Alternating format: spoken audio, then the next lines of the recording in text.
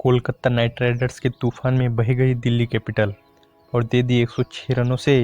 एक बड़ी शिकस्त। जी हाँ दोस्तों, जैसा कि आपको पता ही होगा कि आईपीएल 2024 का 16वां मुकाबला विशाखापट्टनम में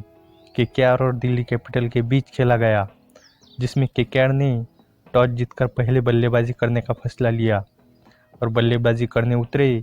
केकेआर के सलामी बल्लेबाज फिलिप सॉल्ट और सुनील नारायण ने एक तूफानी शुरुआत की और पहले ओवर में 7 रन, दूसरे ओवर में 10 रन, फिर तीसरे ओवर में 15 रन और फिर ईशांत शर्मा के ओवर में 26 रन जोड़े और दोनों ने मिलकर केवल 3.5 ओवर में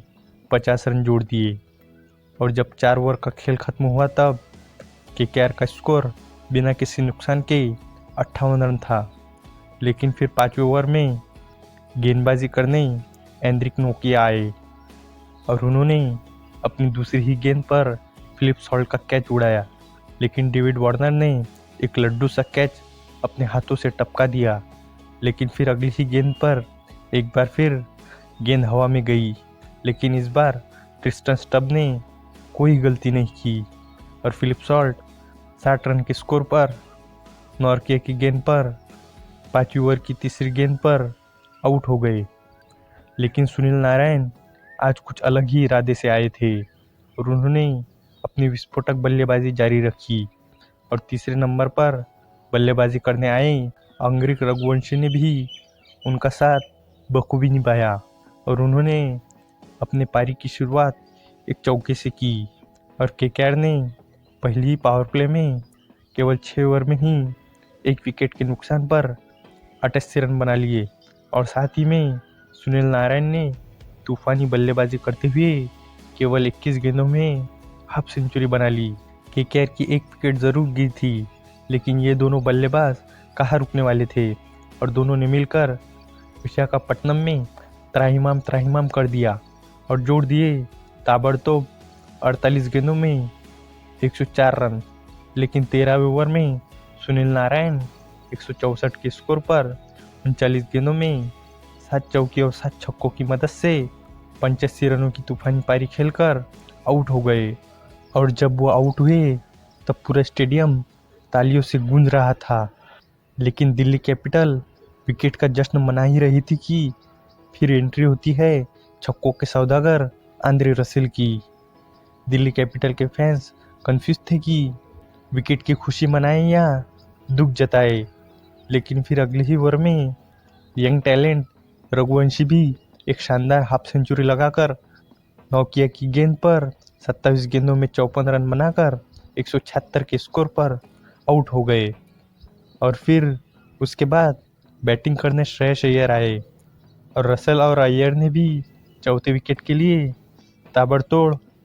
24 गेंदों में 56 रन जोड़े और फिर उसके बाद श्रेयस अय्यर एक बार फिर शॉर्ट बॉल पर आउट हो गए और उन्हें 232 के स्कोर पर 18 रन बनाकर वापस जाना पड़ा। उसके बाद फिर एंट्री होती है द लॉर्ड रिंकू सिंह की और अब छक्के लगाने के बारे में वो भी कहाँ पीछे रहने वाले थे और उन्होंने भी 19वें ओवर में नोकिया को 3 छक्के लगाए। लेकिन फिर वो भी ओवर की आखिरी गेंद पर 8 गेंदों में 26 रन बनाकर वार्नर को कैच थमा बैठे और वो जब आउट हुए तब केकेआर का स्कोर 19 ओवर में 5 विकेट के नुकसान पर 264 रन था और केकेआर को आईपीएल का हाईएस्ट स्कोर बनाने के लिए केवल 14 रनों की आवश्यकता थी। लेकिन फिर ईशांत शर्मा ने ऐसी यॉर्कर डाली कि आंद्रे रसेल चारों खाने चित हो गए और उन्होंने आखिरी ओवर में केवल 8 ही रन दिए और आईपीएल का 277 रनों का रिकॉर्ड टूटने से वह 6 रनों से बच गया और केकेआर 20 ओवर में 7 विकेट के नुकसान पर 272 रन बनाने में सफल रही। जवाब में 273 रनों के पहाड़ जैसे लक्ष्य का पीछा करने उतरी दिल्ली कैपिटल की शुरुआत कुछ खास नहीं रही और दिल्ली कैपिटल का पहला विकेट दूसरे ही ओवर में गिर गया और पृथ्वी शॉ को 21 रन के स्कोर पर ड्रेसिंग रूम में वापस जाना पड़ा और फिर उसके बाद मिचेल मार्श, अभिषेक पोरेल, डेविड वार्नर भी पृथ्वी शॉ के पीछे चलते बने और केवल 33 के स्कोर पर दिल्ली कैपिटल के 4 विकेट गिर गए। जब डेविड वार्नर आउट हुए तब दिल्ली कैपिटल का स्कोर 4.3 ओवर में 33 के स्कोर पर 4 विकेट था और दिल्ली कैपिटल पहले पावर प्ले में 6 ओवर के बाद 4 विकेट के नुकसान पर 51 रन ही बना पाई। लेकिन उसके बाद ऋषभ पंत और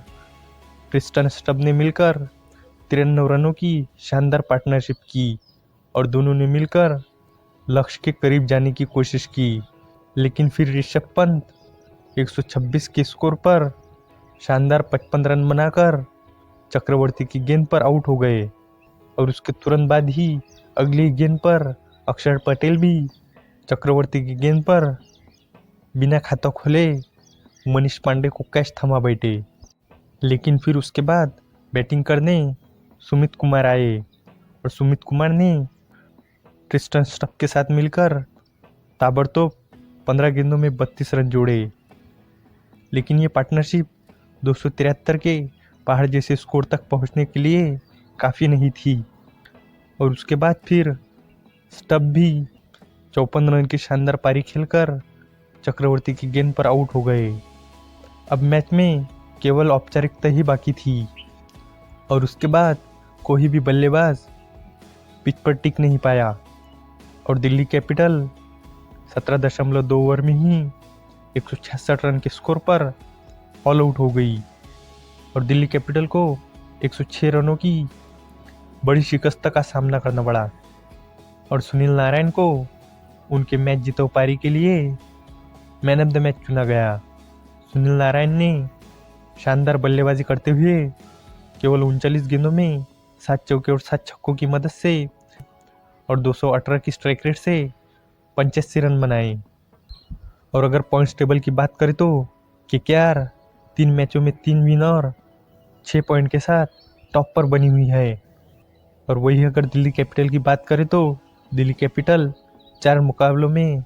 1 विन और 2 पॉइंट के साथ 9 नंबर पर बनी हुई है। आपको क्या लगता है कि दिल्ली कैपिटल वापसी कर पाएंगी या नहीं? कमेंट में ज़रूर बताना। और अगर वीडियो पसंद आई हो तो वीडियो को लाइक और चैनल को सब्सक्राइब ज़रूर करना।